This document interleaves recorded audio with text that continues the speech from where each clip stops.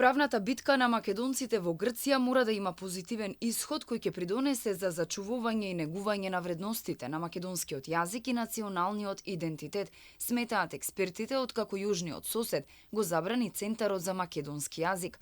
Грчките власти треба да знаат дека заштитата на етничкиот идентитет на македонците таму не е штета на државата, туку придобивка на сите демократии. Правата на македонците во Грција треба да се бараат во рамките на меѓународно признатите конвенции за заштита на човековите права и навистина не е сватливо зашто длабоко во 21. век некому би му пречело центар чијашто цел е зачување и промоција на јазикот на граѓаните на една држава.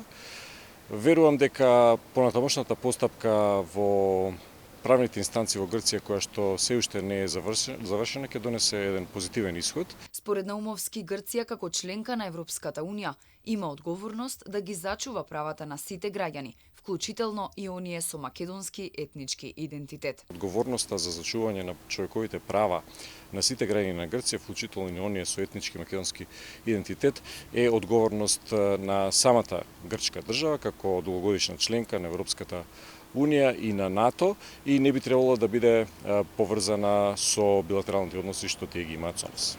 Откако Грција го забрани Центарот за македонски јазик во Лерин, македонците таму најавија борба преку сите судски инстанции. Ќе одат и до Врховен и до Судот за човекови права во Страсбур.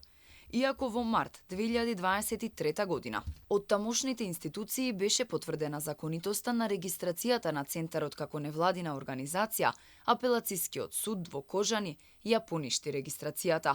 Ова е уште еден показател дека Преспанскиот договор не помогна да се промовира македонската култура во Грција, иако поранешниот премиер Зоран Заев уверуваше дека отворање на културни центри е плод на договорот од Преспа.